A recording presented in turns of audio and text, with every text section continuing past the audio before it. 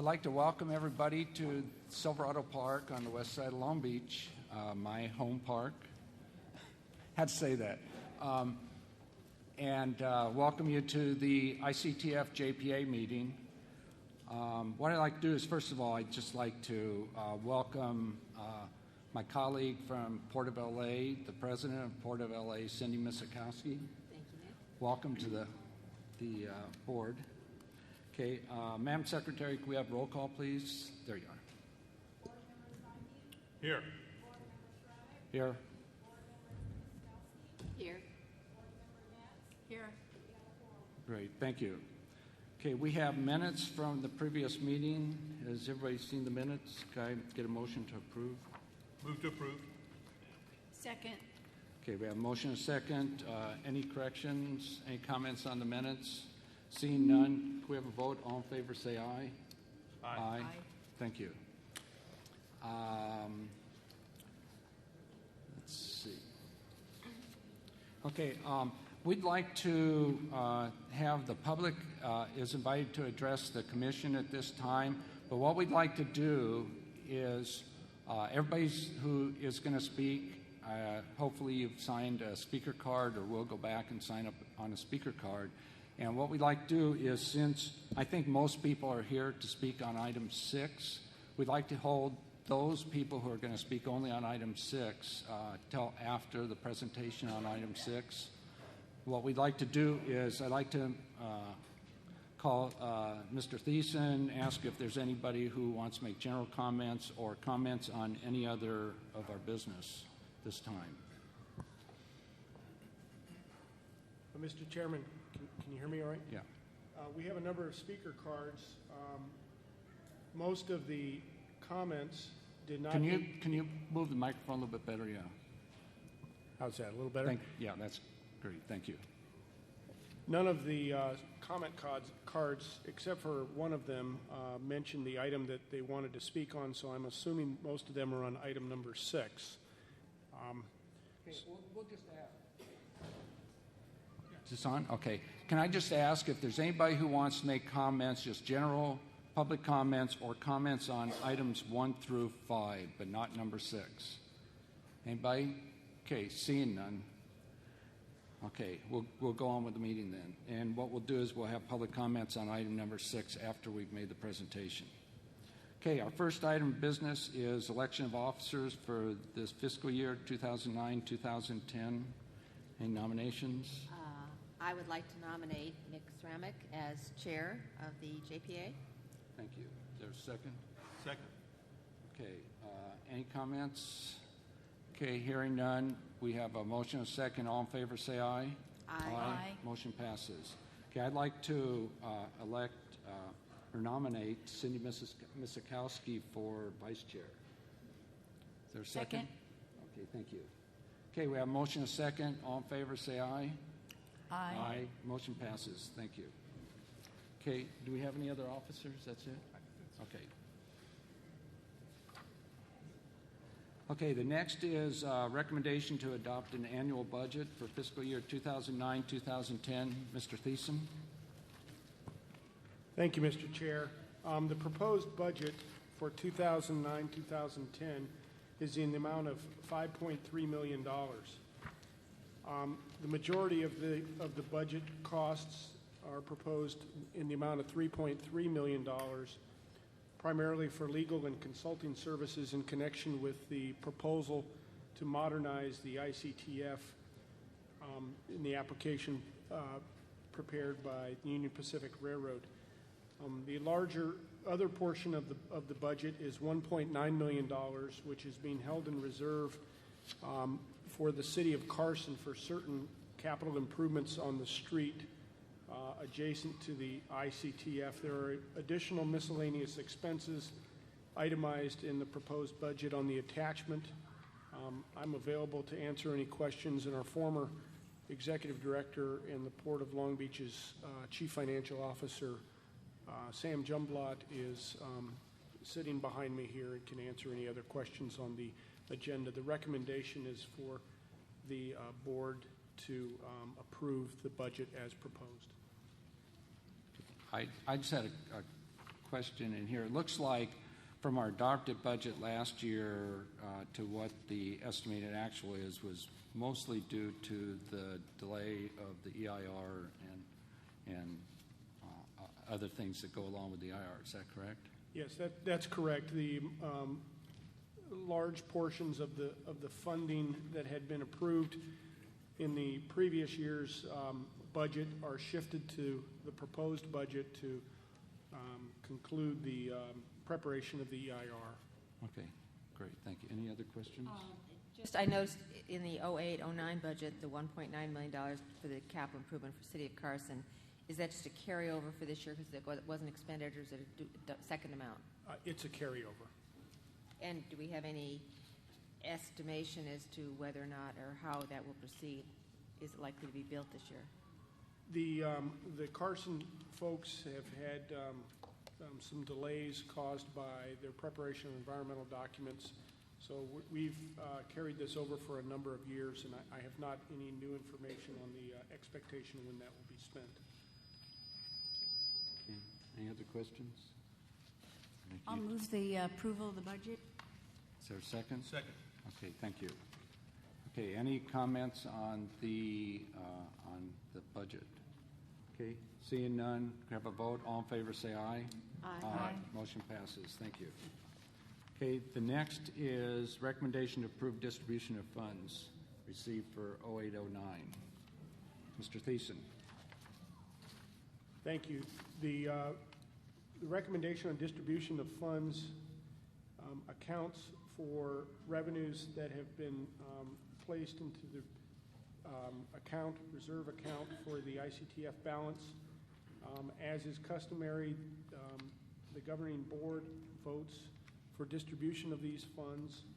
There is a sum of $8 million available for distribution, which would be equally distributed to the Port of Los Angeles and Long Beach. There's a recommendation for the governing board to authorize distribution in the funds in the amount of $8 million. Thank you. Any questions, comments? I'm sure you and Geraldine appreciate that. We do, thank you, and I would just ask that it leaves a balance sufficient for operating expenses and carrying on the business of ACTA for the coming year. Yes, that's correct. Each year there's an accrual, and we do leave a ending cash balance, approximately $3 million, to carry on routine business for the coming year. And that includes everything, including EIR and everything that we'll need funding for? Yes. Okay, thank you. Any other questions? Okay, can I have a motion to approve the distribution of funds? I will move. Is there a second? Second. Thank you. Okay, any comments on this item, on item number 3? Okay, seeing none, we have a motion and a second. All in favor of the motion, say aye. Aye. Aye. Thank you. Okay, motion passes. Next item is the financial audit. Mr. Thiessen again. Thank you. The Macias, Ginny, and O'Connell, the outside auditor, has completed its financial audit for the fiscal year ending June 30th, 2008. Should be an attachment to your board item with a copy of the audit.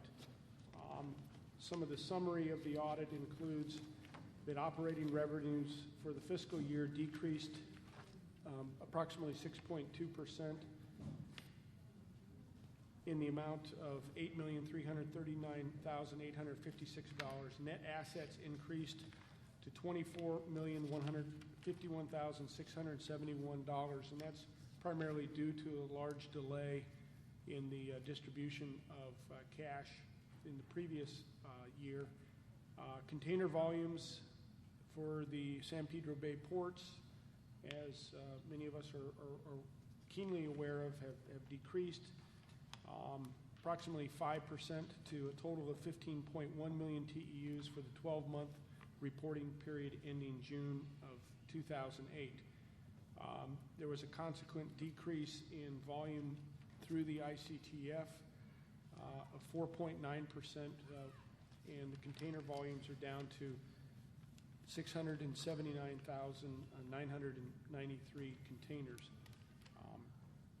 We're recommending the JPA board receive and file the financial audit period prepared by Macias, Genie, and O'Connell for the fiscal year ending June 30th, 2008.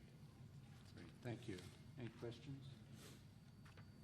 I had a question just on container volumes. Are the container volumes at ICTF basically following what the decreases are at the two ports, or the volumes look like they're staying up better than the decreases are less than what our volumes are doing?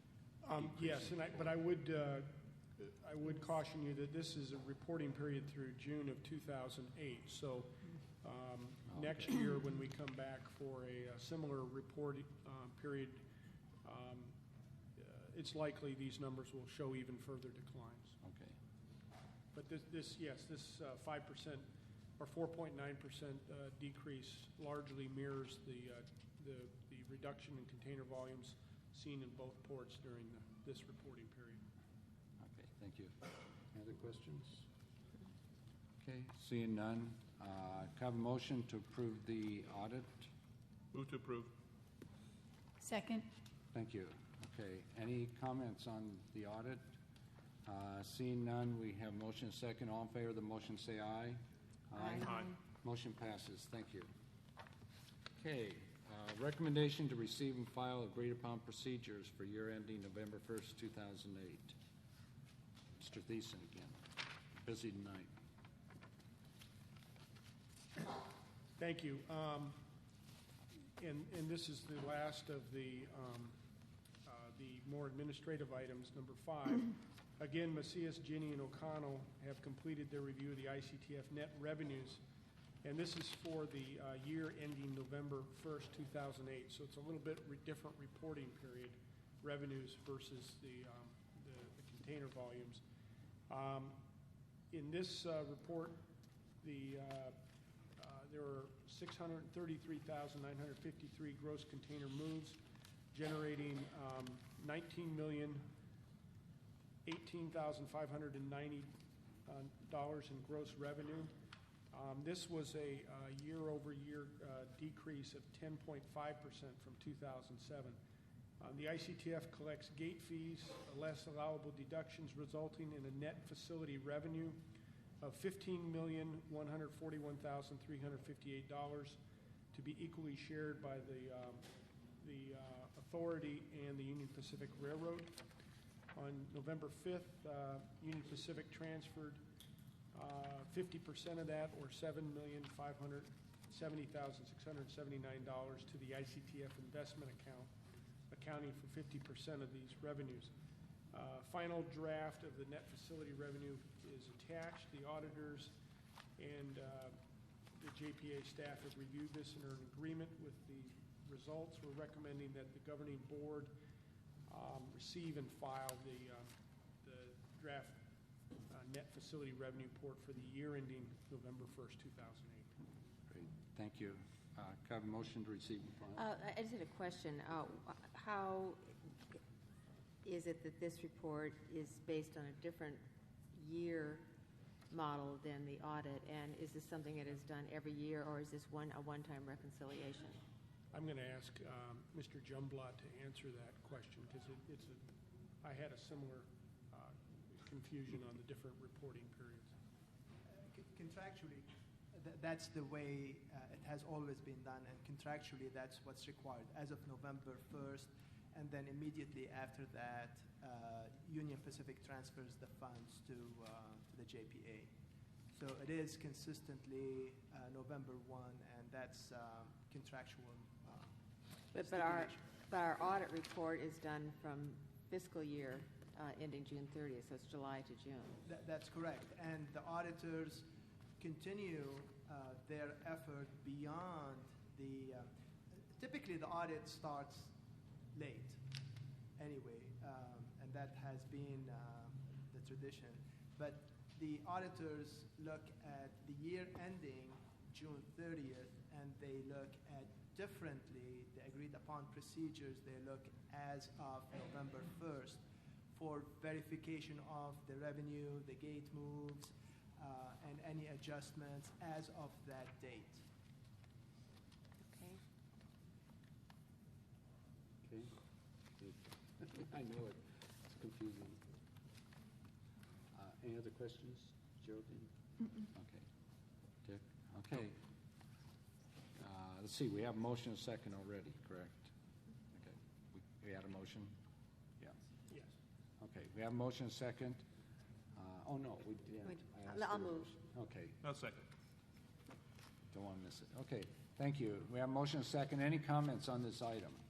Okay, seeing none, we have a motion and a second. All in favor of the motion, say aye. Aye. Motion passes. Okay, item number 6, this is what we're here for, is the staff's report on the preparation of the EIR for the proposed ICTF modernization project. You're going to lead it off, Mr. Thiessen? Yes, thank you. Tonight with us here are members of the staff of both the Ports of Los Angeles and Long Beach Environmental Planning Divisions. They are going to be giving a oral update to the JPA board on the status, the preparation of the EIR. As you are aware, AQMD has been retained by the JPA to prepare the environmental document, and members of their staff are also in the audience.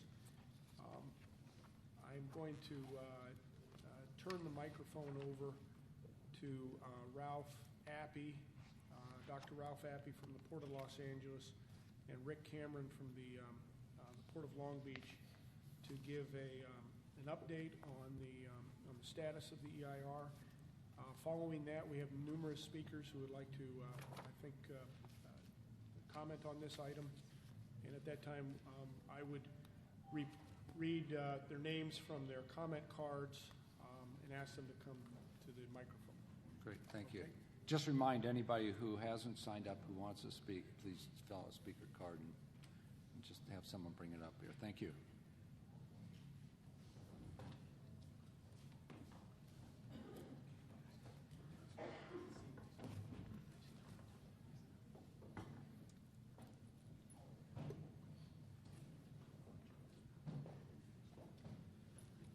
Thank you, Commissioners. I'm Ralph Appy. I'm the Environmental Director for Port of Los Angeles. And with me is Rick Cameron, who's my counterpart at the Port of Long Beach.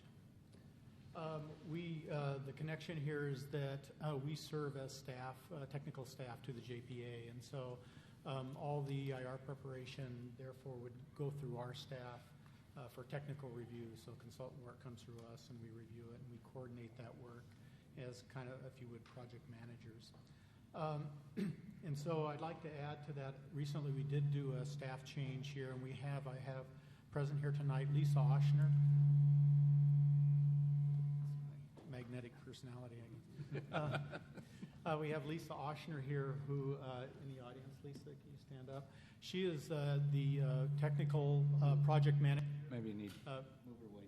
Yeah, for JPA, and she actually is a staff in my office at the Port of Los Angeles.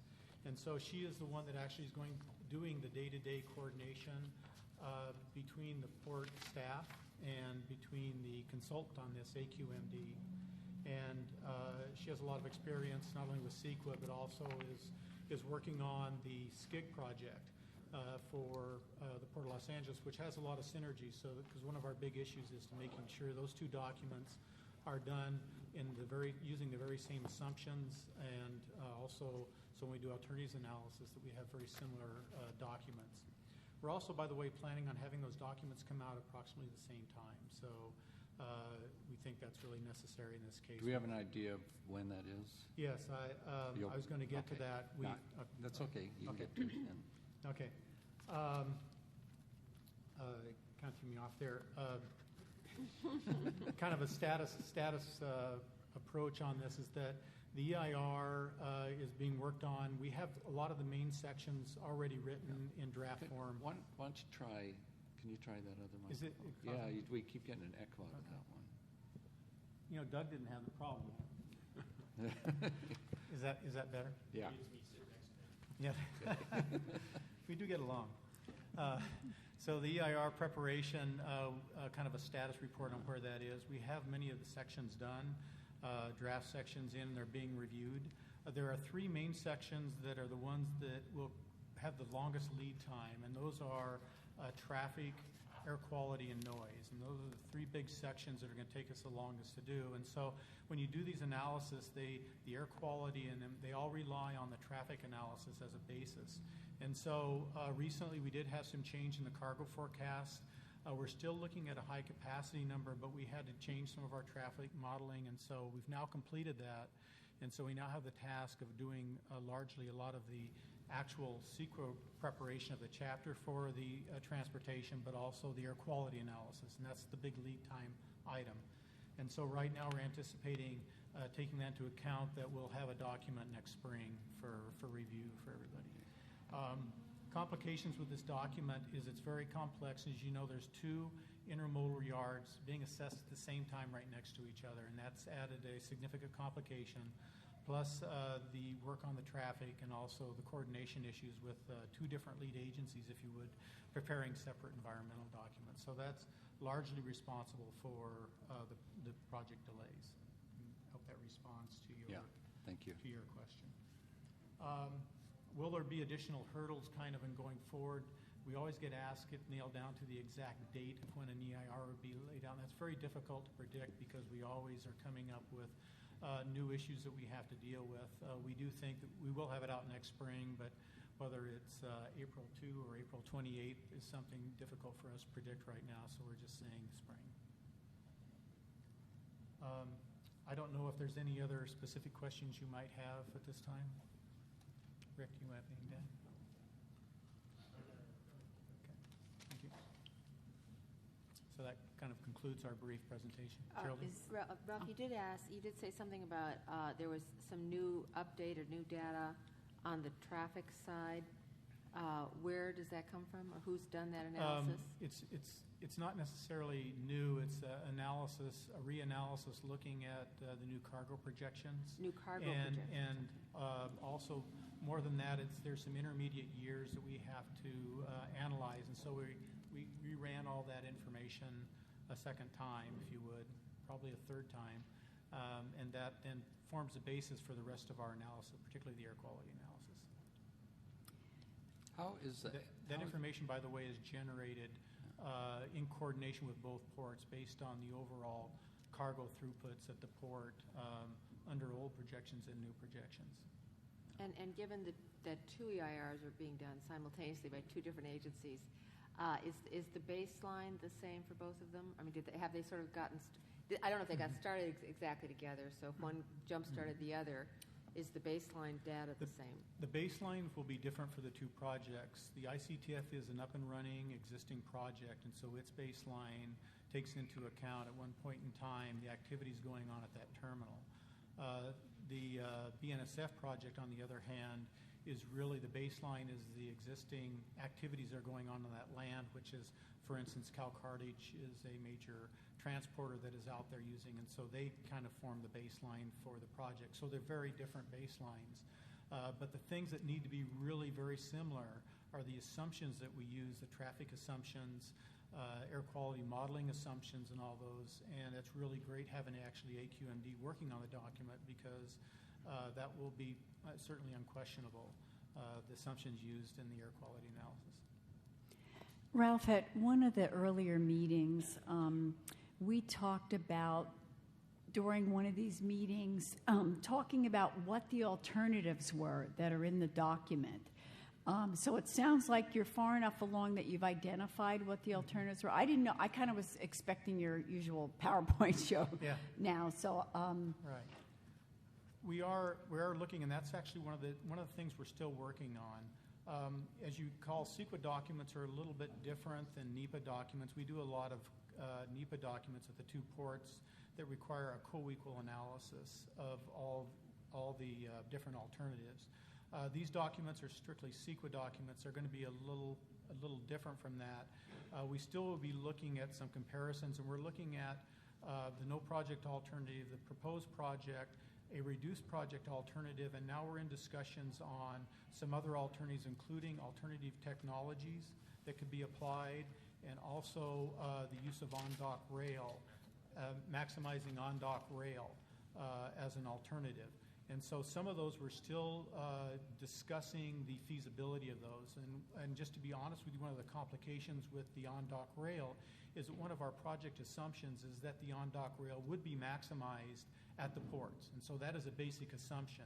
So in some regards, that kind of reduces it as an alternative, but still we think we need to have that discussion in there, a full analysis or discussion of it, if you would, so that everybody's aware of all the details of on-dock rail. How much can we cram onto on-dock rail so that they're comfortable with the fact that that will be achieved? How are you handling the SR-47 and the EIR?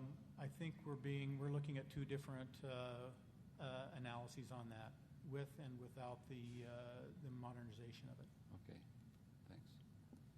Any other questions? Okay, could we go to public comments? Mr. Thiessen, would you? Or, Rick, do you have anything? We may come afterwards. Have a lot of questions after the people talk.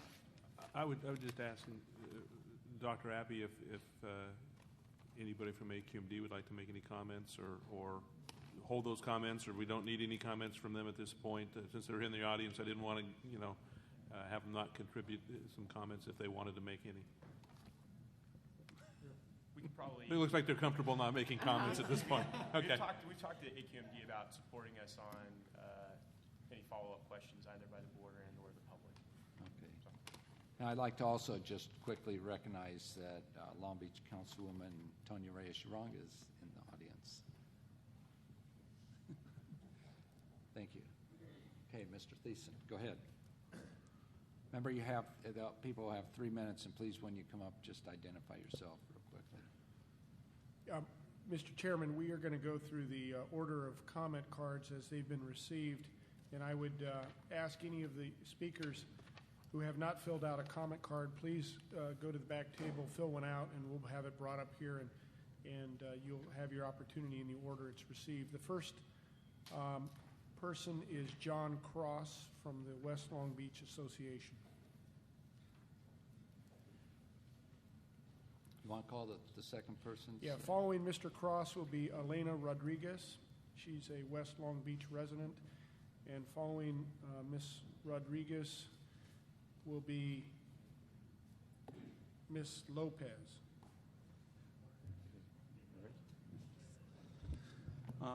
First of all, on behalf of the West Long Beach Neighborhood Association, I'd like to welcome the commissioners and directors of both ports to the West Long Beach, and I'd like to thank you for bringing the meeting over here. Our neighborhood has the direct impact from the ICTF terminal, which is a project you guys are responsible for. And we do know something about pollution in our area. We just received a prestigious award from the AQMD for community service, keeping our air clean. So we do know a little bit. We've been fighting these battles for years. As you know, I'm opposed to the expansion of this project. I've been since day one, and I'm opposed to building the SCIG project because of the major health impacts it imposes on our community. We got some of the highest asthma rates of kids in the neighborhood.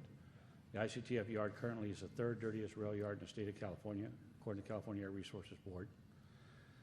And they tell us that we got to spend $400-something million to clean it up. But we got to expand it when we clean it up and take it from about 700,000 lifts a year to about 1.6 million. And that's quite a few lifts. And if they build the SCIG project, which is just south of that, that's another 1.5 million lifts. That's quite a few lifts. And I want to challenge Mr. Appy. I know he did some research. Well, I heard him say Cal Carthage. I don't think Cal Carthage is going to have anywhere near the truck traffic that SCIG project will. None whatsoever. And they're cleaning up because they got to, I guess because of the clean truck program, they got to have clean trucks in their facility. So I don't think it's going to be anywhere near what the SCIG project would be. So I wouldn't even use that as a comparison. We're talking about 1 million to maybe 100,000 or something a year. But we're opposed to this project due to the health issues it imposes upon our kids in our neighborhoods. And the project can't go through as it is. But the ports are both be commended for putting more on-dock rail. I know LA's putting on-dock rail. Long Beach is putting more on-dock rail. And if the downturn in the cargo traffic going through the ports of LA and Long Beach, it may not come back for a long time. And with your on-dock rail, there may be enough capacity to handle what's coming through the ports of Long Beach and Port of LA. If ICTF wants to expand about 1 million or 900,000 lifts a year, and Middle Harbor project by itself would do 1 million like the numbers I've read, why do we need ICTF to expand? Why don't they just clean up their facility? But they say, no, we got to expand our facility to clean it up. Well, you know, if I got a house and it's dirty, I don't have to remodel the house or tear it down and redo it to clean it up. You can clean it up without tearing it down and remodeling it. And they can do that to their facility.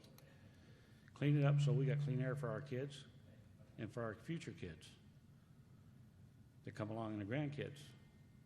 But these projects, neither one of them are good, and the ports are both be commended for on-dock rail. And that's what we've always asked for all along, on-dock rail. There's property out there, and if the expansion comes through, you know, it's going to affect our neighborhoods and destroy our neighborhoods. Thank you. Thank you, Mr. Cross. Next speaker is Elena Rodriguez.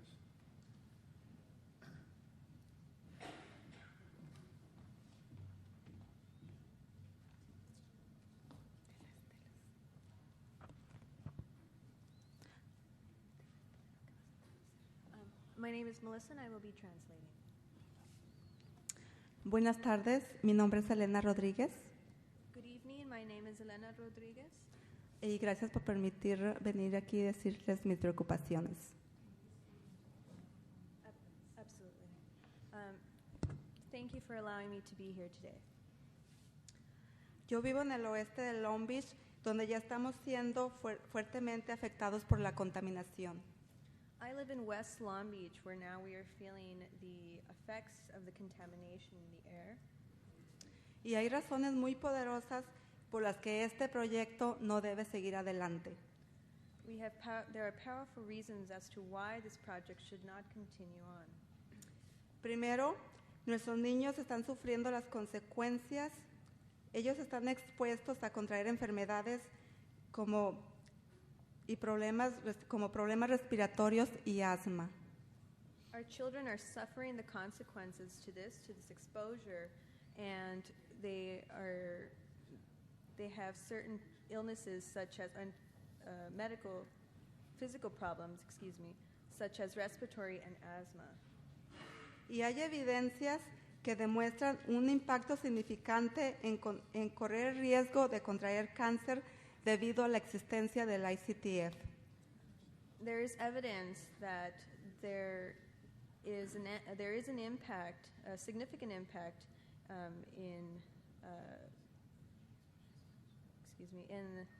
there's a significant impact in our children associated with cancer due to the expansion of the ICTF. Y tercero, la electrificación de las vías ferroviarias y la promoción del ferrocarril en el muelle son una buena solución de reducir la contaminación del aire. The electrification of the rail yards and the promotion of the on-dock rail on the dock is a good solution to reduce the contamination in the air. Las soluciones verdaderas y limpias existen. Úsenlas. Real solutions to clean solutions do exist. Please use them.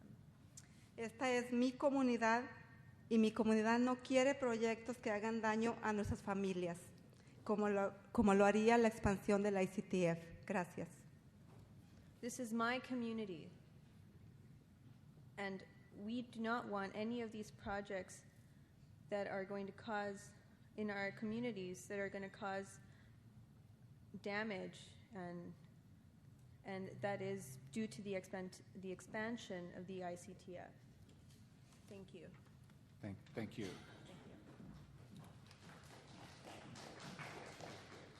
The next speaker is Maria Lopez, and following her is Maria Reyes.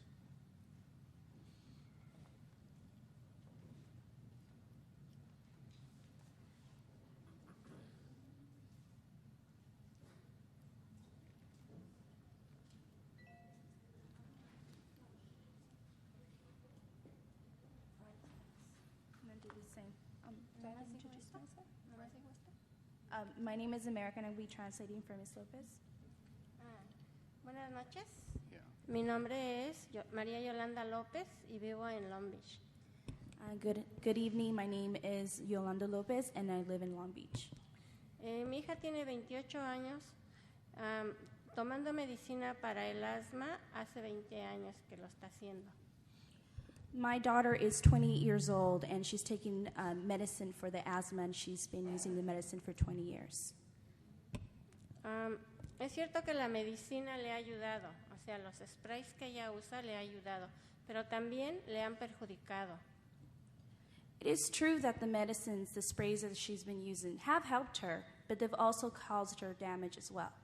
Porque el usar los sprays tanto tiempo perjudica al sistema. And for using the sprays for a long period of time, it also has caused her some damages. Mi hija ha llegado al extremo de que su doctora le ha dado la máquina que usan en los hospitales para que ella pueda, en un ataque de asma, no vaya al hospital, sino que ella lo haga en su casa.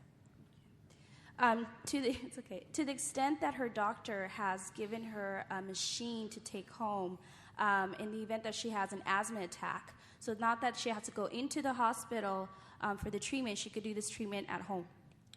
En una ocasión a ella le mandaron un tratamiento, pero desgraciadamente el tratamiento que a ella le mandaron la empezó a hinchar. Okay. And one occasion, the doctor had given her treatment, but the treatment had caused her some damage and made her swell. La apariencia que ella empezó a tener era de que subía mucho de peso. O sea, ella se veía muy así, pero anormal. Entonces eso nos espantó mucho. The causes were that she looked like she was gaining weight, that she was looking like she was gaining weight, but that also scared us extremely. La vida de los niños, adultos, jóvenes, de verdad que es bien difícil con el asma que ellos tienen, es muy, muy difícil para ellos. The life of children, adults, and youth that have asthma is a really difficult life. Porque cuando ellos están contentos, tristes, tienen depresión o están muy, ¿cómo se dice?, estresados, a ellos les viene un ataque de asma. So, reason being is that when they're happy, they're sad, they're stressed, they're nervous, they get asthma attacks. O sea, ellos lo que sienten es ahogarse, sus pulmones de ellos luego se cierran y no pueden alcanzar el aire. Because they get an asthma attack and their lungs start to tighten, and it's difficult for them to breathe. Les doy las gracias por su atención. I thank you for your attention. Thank you.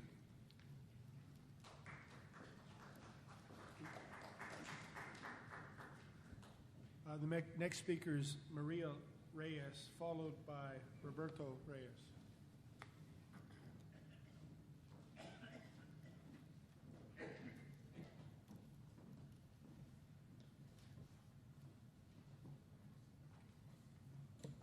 Hola, buenas tardes.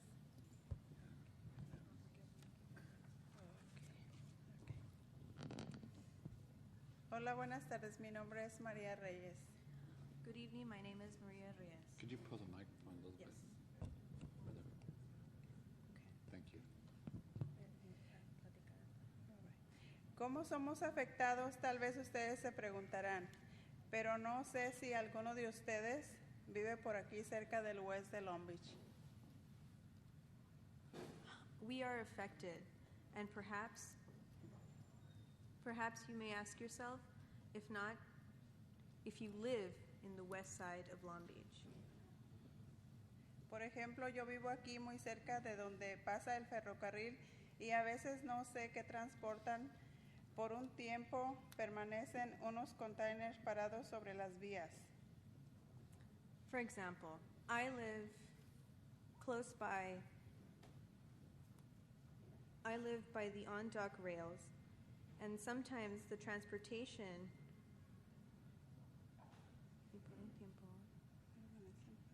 And for some time, the containers would stay on on the dock rails, and terrible smells would begin to come out from the containers. Y también la mayoría de las personas que conozco, ellas o sus hijos, tienen asma o problemas respiratorios.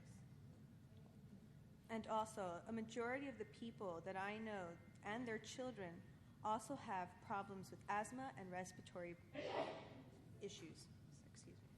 Yo pienso que no necesitamos más expansiones de yardas y más camiones y trenes cerca de nuestras escuelas y los vecindarios. I don't think it's necessary for the yards to expand.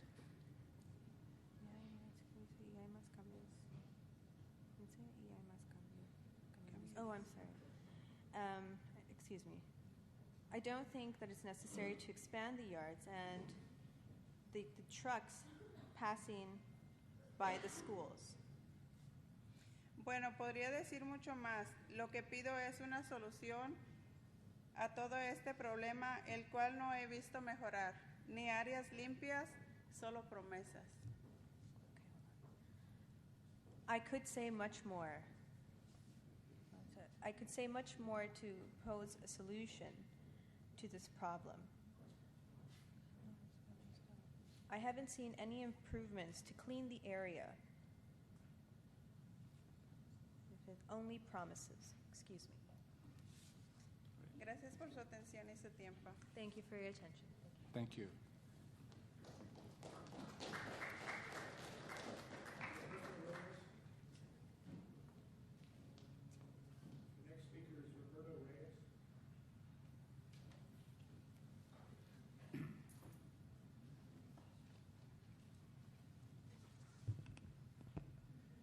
Good evening to all you guys. My name is Roberto Reyes, and I am a resident of West Long Beach.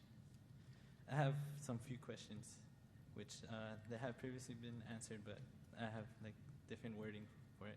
How does the ICTF plan on making more jobs available for the community if the imports and exports are low right now? How does the ICTF plan on reducing the outcome of pollution that will come out of this rail yard expansion? Is there any alternative options instead of the rail yard expansion, or is the ICTF just looking for what will create the most profit without caring about the outcome and effects it will have on the environment? And this is my sister. She told me that she goes to school at Hudson, which is right next to where the ICTF wants to expand. She notices that at her school there's moving and a lot of things that are going on. And finally, I have a sister that attends the Hudson School, and that when the project may take place, she tells me how they spend money on air purifiers for their class. Now, this would cost more money for providing more air purifiers instead of programs, books, and field trips that they can be used with this money. So they're spending money on air purifiers inside their classrooms because the amount of pollution that's coming out from the trucks and the rail yards. And she wonders, why don't they expand somewhere else? Thank you for your time. Okay, thank you very much.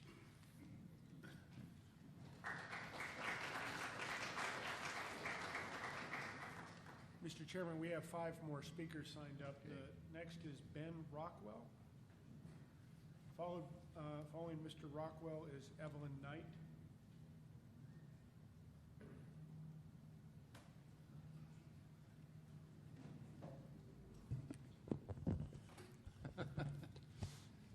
You know how to handle it, Thank you. Good evening, ladies and gentlemen. My name is Ben Rockwell. I do live here in Long Beach. As most of you already know, I do have severe lung problems. In fact, less than 40% of normal lung function. There are many people in Long Beach that have these problems. Many, many people that must use breathing machines at night. Many of us are on oxygen, as well as all the kids that have their asthma and people with severe asthma. Some of my friends are getting worse each year with their lung problems. But what I would like to know, I've heard said many times, that the magnetic rail has been offered for us to get the goods out of the port at no extra charge to the port and for transportation. Someone has volunteered the monies and the grants for putting this in and getting it going. But yet I have not heard it mentioned that it was going into effect. And I would like to know, how long is it going to take for us to get a truly clean air method of transporting the goods from the port to other transportation facilities, so that those of us that are forced to live here because we cannot afford to move, we're living in subsidized housing, or others that are working are living in conditions where they can't afford to move, they can't afford to change their jobs, and therefore we are forced to live in one of the most polluted areas in our state. We need to have something done to get the trucks off of our highway, out of my backyard. Living within 3 blocks of the 710 freeway is no fun place to live. Just equally, the Middle Harbor being right across the freeway. This is going to affect my life. Yes, in another 15, 20 years, things will be cleaner. But is there anything being done that will make it cleaner now? I know there's some mitigation funds, but even so, there's no guarantee. We haven't heard yet when we can start applying for the mitigation funds so that we can get air filters, air cleaners out to those persons who really need them the most. We don't know when we're going to be able to have things so that our kids, our seniors, and others that are affected by poor lung and pulmonary problems will be able to live a better, cleaner, healthier life and be able to breathe clean air at night or during the daytime without wondering how many days, how many months, how many years before I take my last breath because my lungs just give out. It's been too much. Thank you. Thank you, Mr. Rockwell. Before Evelyn comes up, I'd like to just, I think the mitigate, you want to talk about that, Rick? Mr. Commissioner, Mr. Rockwell is referring to the Port of Long Beach cumulative grant mitigation program that was developed as part of Middle Harbor. It's actually independent programs. Staff at the Port of Long Beach is currently working on the solicitation materials, and we're hoping to have those materials out by the end of the year. That also anticipates the creation of the advisory group, things of that nature. It's independent from this JPA and the ICTF project. So I just wanted to clarify that. It's related to a Port of Long Beach program, but we are working on that. Okay, it's coming out soon, real soon. Okay, next, who's Evelyn? Following Evelyn Knight would be Mr. Jim Larson. Good evening. Members of the Joint Powers Authority Commission, my name is Evelyn Knight, and I'm a member of the West Side Association as well as the Interfaith Community Organization. And I'm a long-time pollution experiencing resident of the West Side. And also my family who experiences asthma and other disorders due to the pollution. I want you leaders to adopt a pollution-free strategy for the residents of the Long Beach. I stand ready to work diligently with anyone who is going to be about these efforts. I would like to see the strategy to be driven by a realistic and common sense approach to questions like Do we need this massive expansion of the railroad in our neighborhood and next to all of our neighborhood schools when we have a viable option of on-dock rail to handle cargo? Do we need more pollution when the railroad has refused to clean up its existing problems that it's created in the mess and just really ignored the needs of our community to have a pollution-free environment? This is contrary to community needs. Do we have the needed data to support more expansion and the consequences of this activity on the neighborhoods and the economy? Do we need to expand the railroad's activity when we are in the deepest downturn in our economy since the 30s? On October the 17th, the LA Times reported a deep dive in imports in Long Beach and LA and said some cargo firms may go under. Do we need to be in a hurry to make bad decisions and waste good resources in this time of uncertainty? We need to use this time to take a deep breath of clean air and get our polluted house in order. Can't we do this together, please, and save our lives and our economy? Have we looked at all of the things that we can do and we should be doing, or we just want to run on and just do something just because we got something going on? We need to really think about what we're doing and save our lives and be about the business of people, our neighborhoods, our community, and not just think of someone who wants to lay just another egg when we give all the ham. Thank you. Thank you. Following Jim Larson will be Angelo Logan, and following Mr. Logan would be Maria Hernandez. Good evening.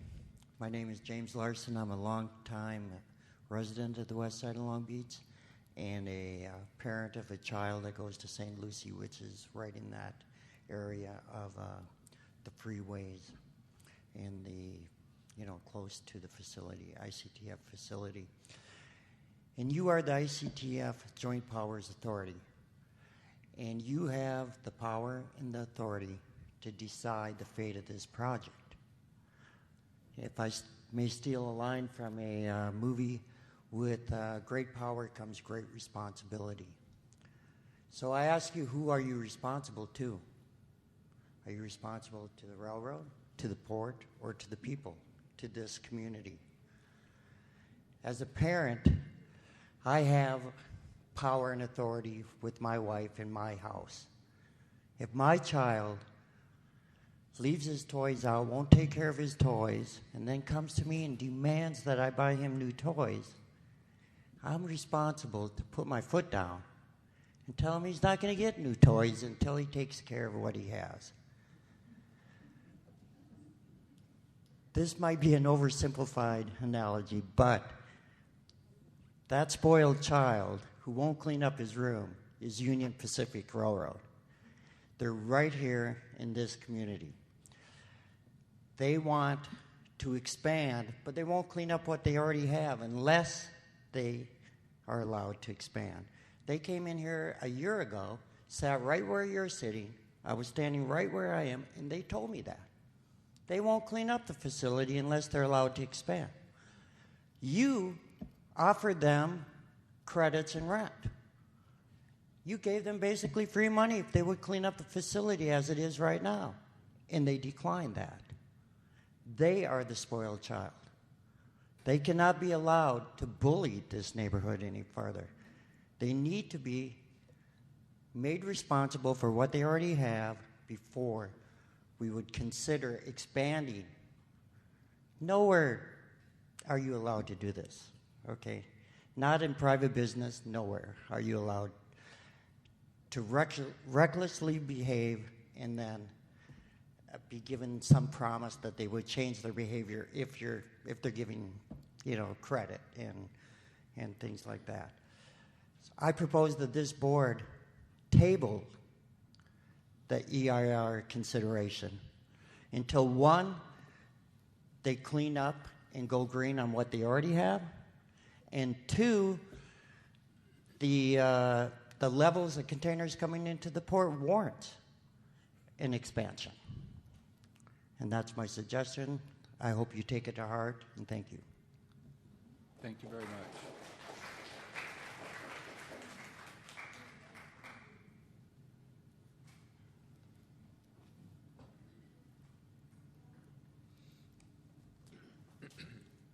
Hello, Mr. Chair and members of the board. My name is Angela Logan, and I was going to come up here and suggest specific things related to the EIR, but after hearing the previous speaker, I really feel like he makes some very good points. That one, the railroad should be required to clean up their mess, not just at the ICTF, but also at their existing rail yards that showed high cancer risk that was studied under the Air Resources Board and the HRAs. And so they should be required to do that before expanding to reduce their emissions and reduce their cancer risk. And that before considering the expansion of the ICTF, that we should really look at the throughput at the two ports and see if they really warrant the expansion of this facility. And so I think that those ideas that were expressed by the previous speaker are probably the best solutions and best way to move forward. But if you're going to continue to conduct the EIR, I would make some specific suggestions. It's related to the throughput, or at least the first one, and that is that in the analysis that we should really look at the needs and purpose of this project and relate that to the latest numbers in terms of throughput at the ports.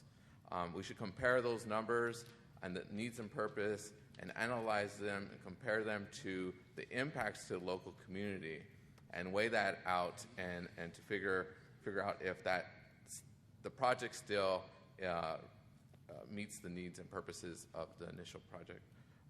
Also, I really feel that the project should look at, or the analysis should really look at cumulative impacts. I heard from staff earlier that you're looking or doing both the SCIG and the ICTF EIR, not jointly but at the same time.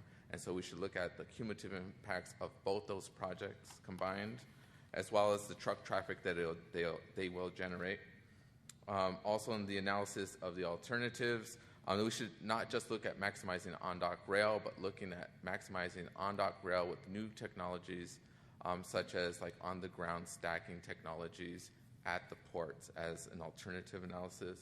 And we should also look at regional impacts from promoting the increase of truck traffic and locomotive traffic throughout the region.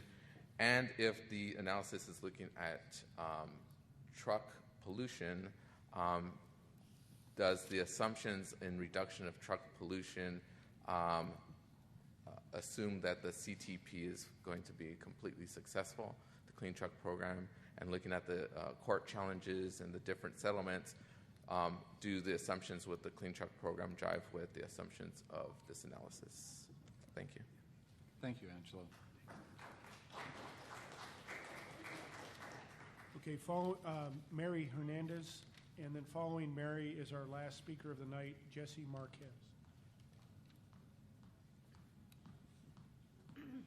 My name is Mary Hernandez. I live in the west side practically all my life. I'm 76 years old. And I wish you put the trains in the port. Don't bring them here. It affects our west side. It affects the people here. The thing at night, I live on Hayes, close to where the trains go by, over there by Freeway 103. I can hear them at night, clanking, and their motors running. Can you imagine that? If you expand, can you imagine that? I wish you keep the trains on the port, Los Angeles and Long Beach, because it affects everybody here in the community. And you leave things alone. Don't expand, because it affects our people. Can you imagine the kids get sick with asthma, and it's close to Hudson School, St. Lucy's, Webster School? Can you imagine? It's right next door. These kids, they have to have, in Hudson, they have to have air filters. Then what? All they have to do, all of you people have to make money. Forget about the West Side. That can't be. Don't expand. Thank you. Thank you, Mary.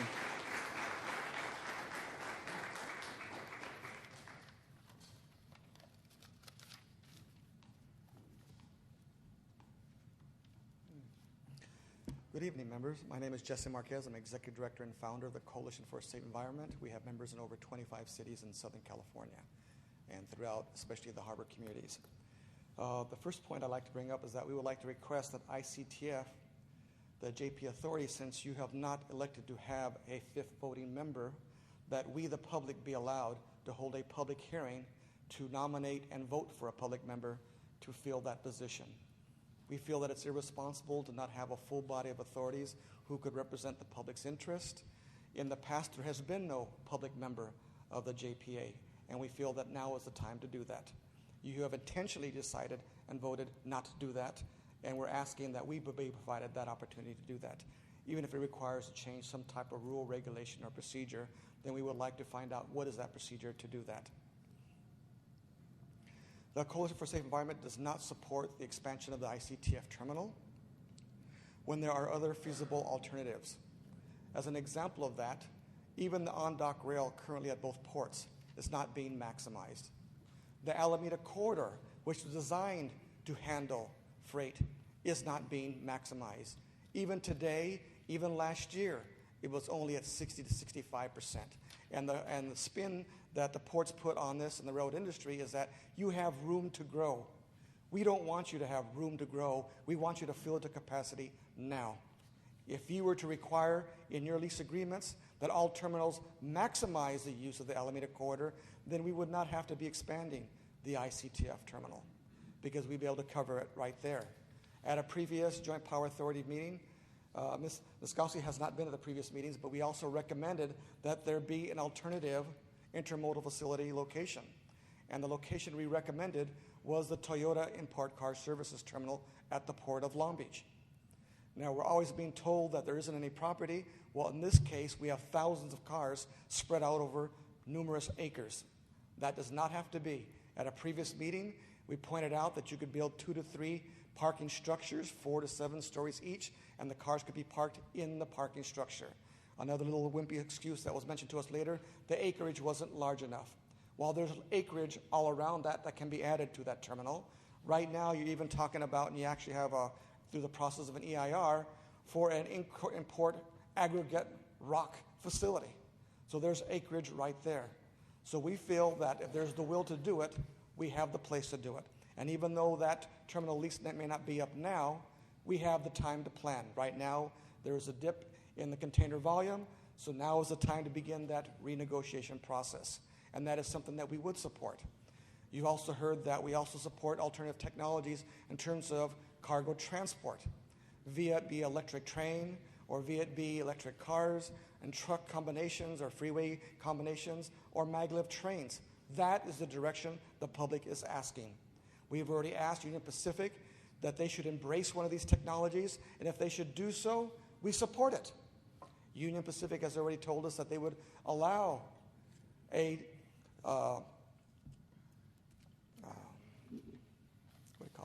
test track prototype to be built to test it out. As already been mentioned, there hasn't been a company that's even volunteered to pay for it to be done. The only thing that was holding them up was the Port of Long Beach granting a 20-foot right-of-way. One of the terminals has already agreed that they'd be willing to put 400 containers a day to test it out. UP has already said they're willing to allow it to be built to test it out at their facility. We want to move forward on it. I know you're doing some other RFPs out there to test other conveyor systems. You're dragging your feet. We want to move forward on those systems. We don't believe there needs to be just one demonstration project. If it takes 2 or 3, then we want you to support 2 or 3 technologies. The port's revenues, each one of you makes anywhere from $400 to $700 million a year in net profits. We, the public, are saying, use some of those public funds to support those prototypes. And if it takes 2 or 3 to do it, we want to do it. If it takes 1 year to 2 years to do it, then we're willing to wait 2 to 3 years to do it. But we want you to suspend all progress on the ICTF EIR right now until you have met those public requirements. Thank you. Oh, and one other thing, too. I'd like to ask UP right now to tell us anywhere in the United States, any state, any city, any county, any community where they have already invested money in building an all-green facility. And the answer is not one. They're trying to hold us ransom to go ahead and hold us as hostages to go ahead and approve our project. Well, prove it first. Invest the monies now. Thank you. Thank you, Mr. Marquez.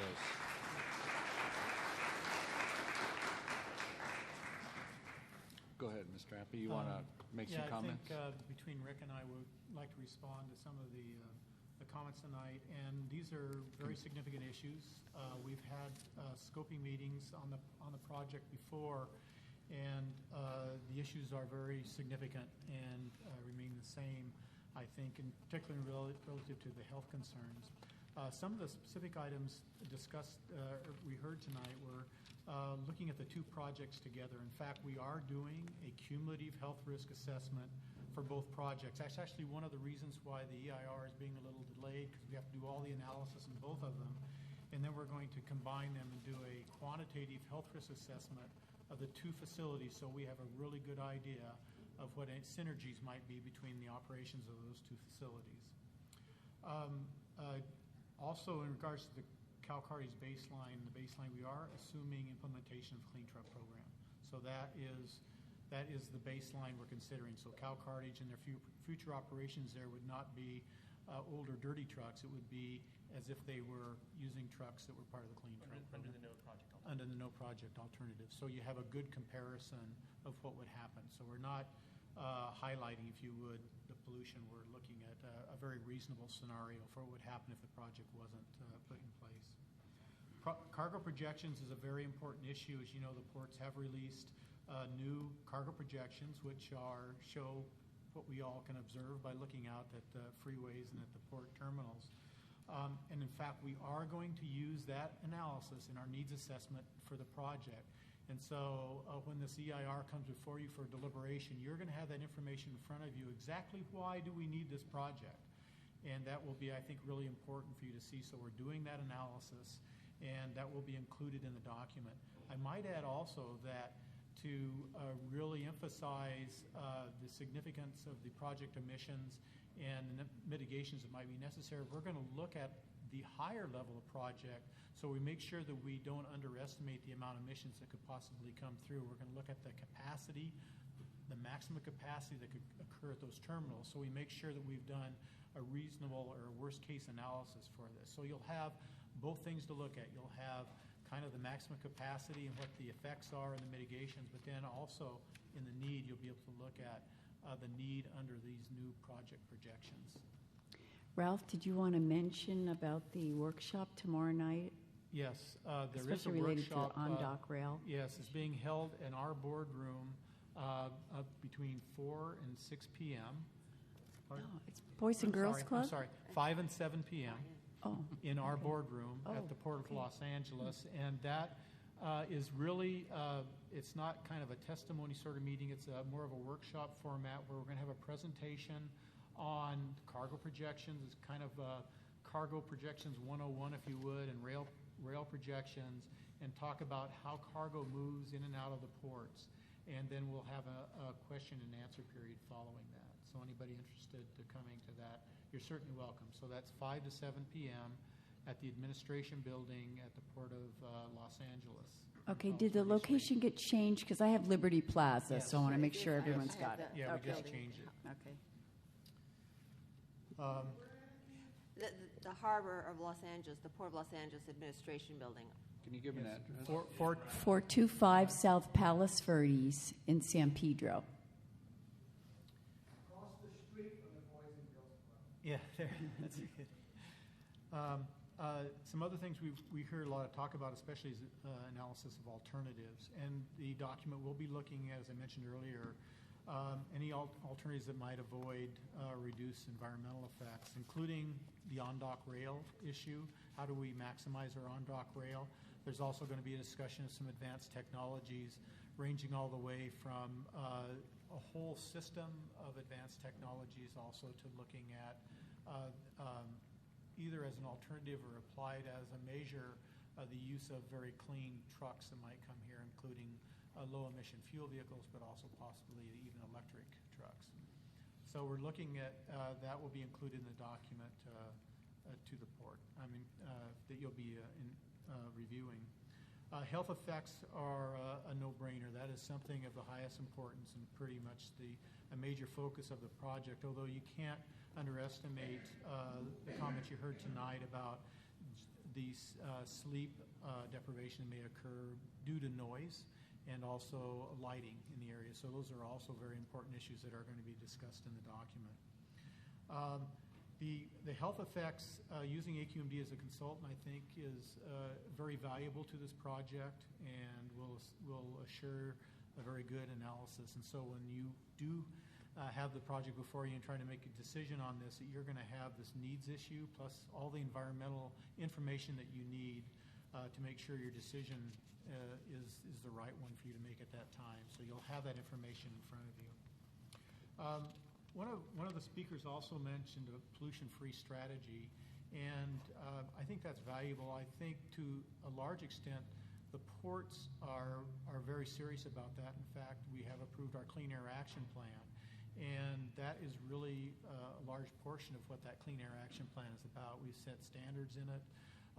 And I want to mention also tonight about pollution reduction. We are seeing significant reduction from our clean truck program already, which is benefiting, I think, the communities here at this time. And so we still need to do more, but those are things that are ongoing as well that are, at least on the port's behalf, I think, proactive.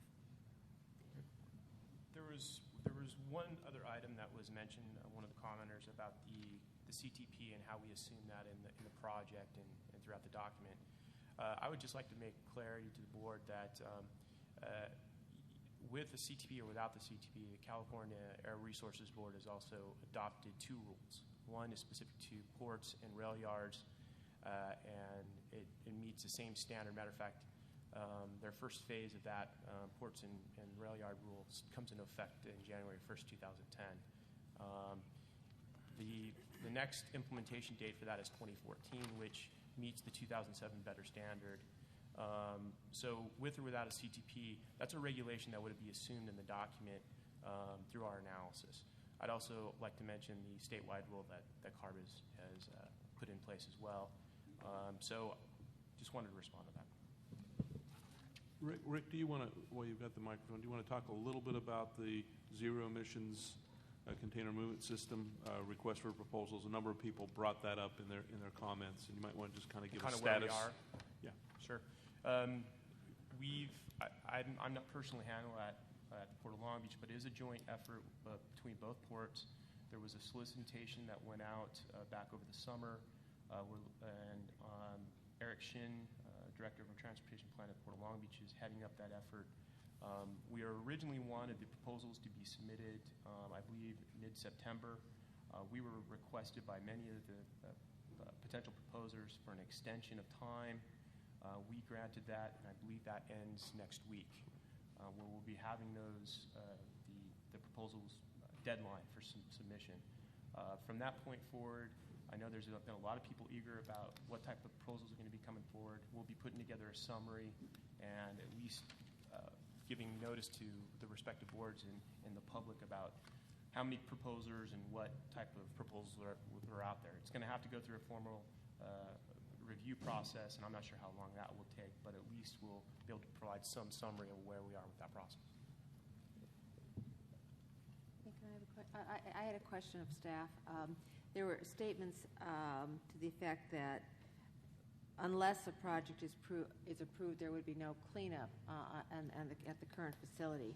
And I was wondering, with the Clean Air Action Plan and other regulatory authorities, whether or not there were going to be mandates or cycles which would be in effect or come into effect, which would give regulatory requirement to clean up the current condition, and who and where and how would that be enforced? I believe, well, the clean trucks that I just responded to in terms of where CARB has already set beyond rules. clean truck. Probably cargo handling equipment. CARB also has a rule making in place to deal with cargo handling equipment. I think our Cleaner Action Plan goes a little bit beyond that. We have a little more aggressive on what we're requiring. However, cap or no cap, there is a regulation in place that the existing operation would have to comply with. In terms of locomotives, I believe the switchers, there's the EPA, there's the federal rulemaking that's been in place, was recently put in place, and there's particular phasing of when the Class 1s would need to comply with that in terms of upgrading their switchers within their operation, as well as the line haul, the larger power that they use. So there are existing regulations in place, but they're out further. So if the question is, how can we clean up the existing operation in terms of just looking at regulation, that's one. In terms of cap measures, I'm not sure necessarily whether the ports in particular, unless something came up that we could, I guess, would affect their current lease, maybe. We would then be able to maybe implement certain cap measures without the project. But I think as you recall, when the cap was approved, there were a bunch of strategies that were used. And the one that is perhaps one of the strongest ones is through lease negotiations. And so when a lease has to be opened up, that is really a great opportunity then to apply mitigation measures where we have authority to do that. So I think a lot of the speakers referred to that tonight. Gee, it'd be better if we could just apply all those without that lease. And I think there is some reality to the fact that we do have power through the lease negotiation and adjustments to the facility. So that is, I think, our number one major way of cleaning these up. And what is the existing term of the current lease there? Gee, that's a good question, Tom. The current lease still has about over 20 years. My understanding is How long? It's over 20 years, I believe. The UP About 25 more. 25. It's 25. Yeah. It was seems to original me it's really this 50-some year. EIR that Right. gives us the ability to deal with some of those issues. Right. Yeah. The way I understand it is that with the current lease, we can't require them to really change anything unless the regulatory change is required. But if there was a new contract, then we could, implement, measures, whatever we want to do with that. And just an example, our environmental documents now include in excess of over 30 different mitigation measures dealing, in the case of the cargo terminals, with ships and other things, but they're very, very stringent. And so my guess is these documents, the mitigation measures, are going to be very stringent as well. And so you can go onto our website or the Port of Long Beach website if you ever want to have a look at our recent documents, either on the Port of LA, the China shipping document, or TRAPAC facility, has very stringent mitigation measures for air quality. Questions? Okay. Any other business before us? Mr. Thiessen, anything else? I do have one question just in general. Being the new member and coming tonight, with the meeting having been set, what would be the next time this board would meet? What would be a cause for us to meet again? That's good. I ask that question all the time. Sorry. I think we probably need one within a few months to catch up on the status of this again, but otherwise it's basically event-driven. So it's an as-needed basis when events or issues come up that cause. Yeah. There's not a regular meeting. Correct. Okay. Doug, is there, what? Of course, the board can meet